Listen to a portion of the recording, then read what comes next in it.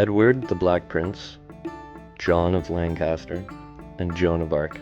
These are just a few names that we know of today from a war which lasted 116 years between a very powerful, rich, and advanced France and England.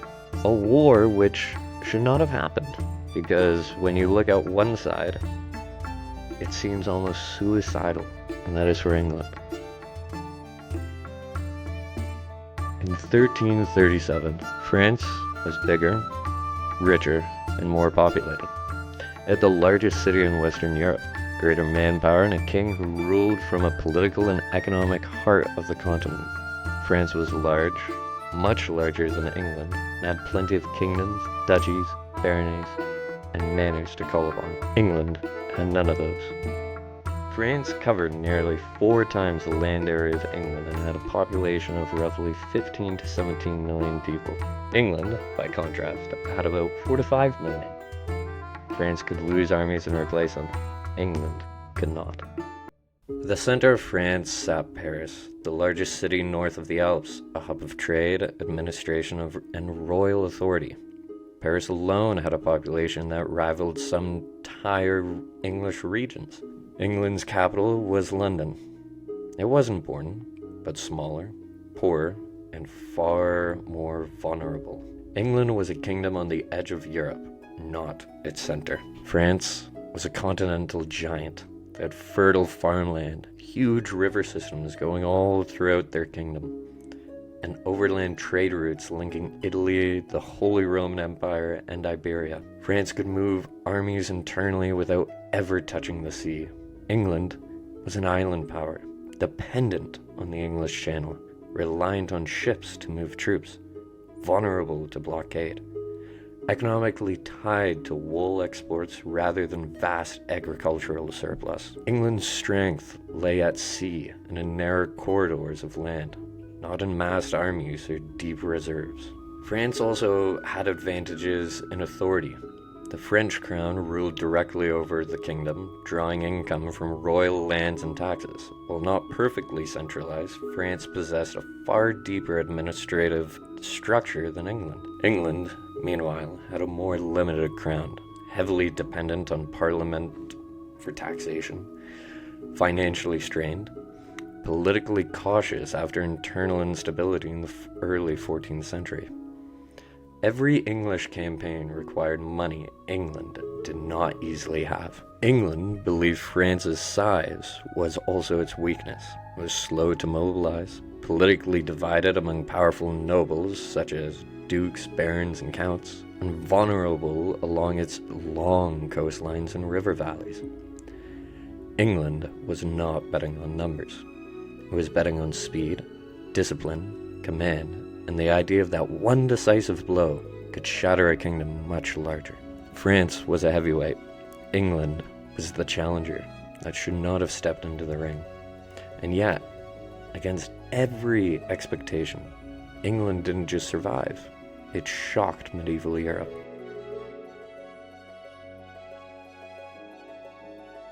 The 100 Years' War did not begin because of one insult, one battle, or one ambitious king.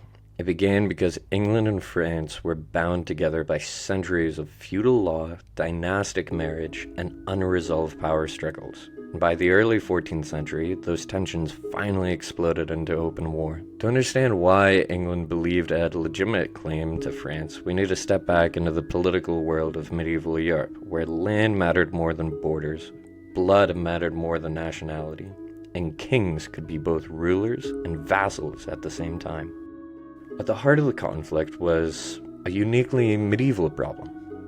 English kings owned French land, but those lands legally belonged to the French crown.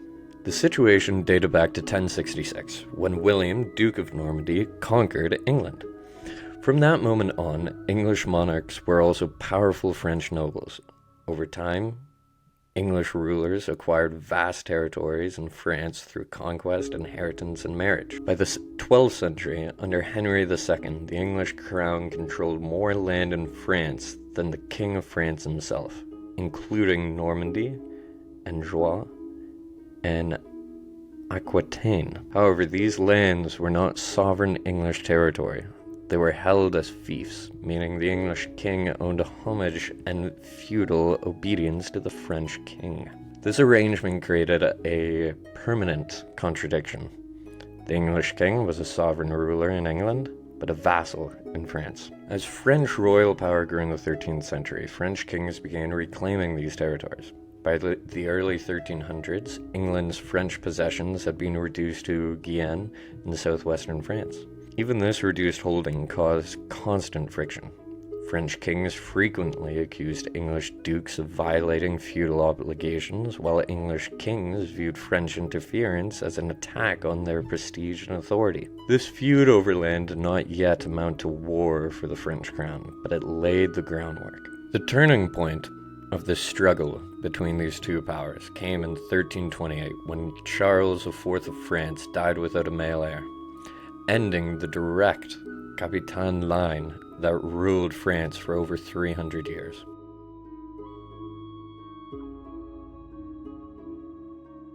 This created a legal and political crisis, not because there were no heirs, but because there were competing interpretations of succession law. The strongest blood claimant was Edward III of England. His mother, Isabella of France, was the sister of Charles IV. Edward was therefore Charles's nephew and closest male descendant by blood.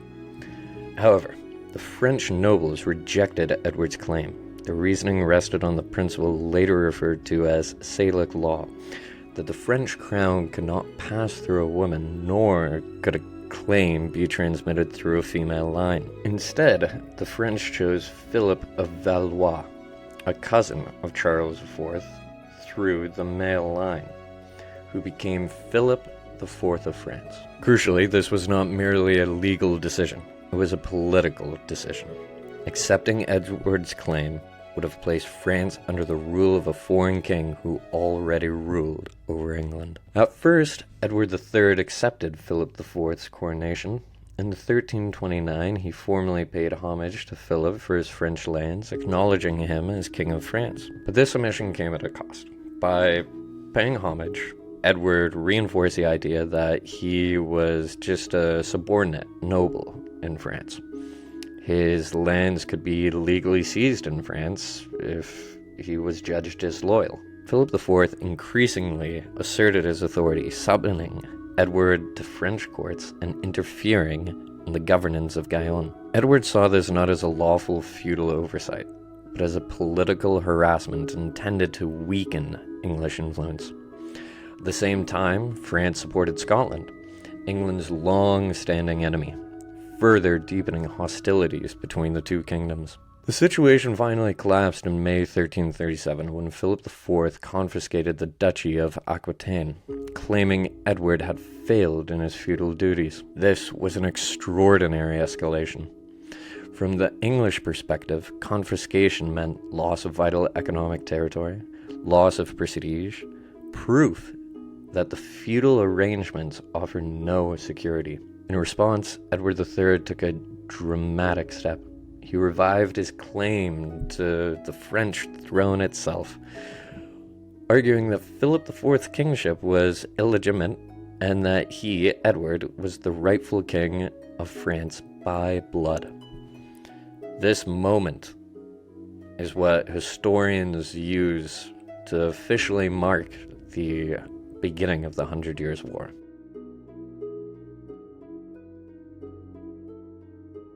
England's claim rested on three interlocking justifications, each grounded in medieval political logic. A being bloodline and dynastic right. Edward III was a nephew of the last Capitan king.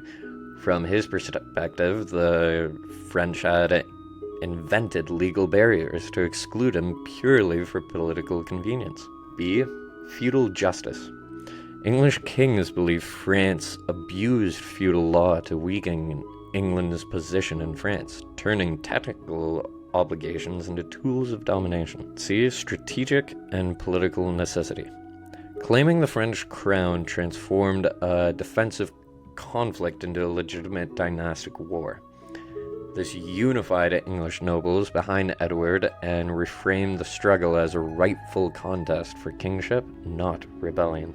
Although called the 100 Years' War, it also lasted 116 years. The conflict unfolded in distinct phases, separated by truces, treaties, and renewed fighting. It was not continuous warfare by any means. Royal authority and military tactics, national identity in both England and France, these were just a few things that affected how the war played out. What began as a dispute over feudal land and inheritance would evolve into something far larger. The 100 Years' War did not begin because England wanted France. It began because medieval Europe was built on overlapping claims, personal loyalty, and inherited rights, and when those systems broke down, war followed. This is a series I'm doing on the 100 Years' War. This is the first episode. I believe it will be about 9 to 10 episodes, and I'm very excited because I believe this is a very interesting part of history, and it really shaped Europe as we know. We also see a lot of really cool characters throughout history come from this era. Joan of Arc being one, someone who I think is very, very cool, very interesting. So please follow along if you enjoyed this one, and hopefully I did a good job at introducing this.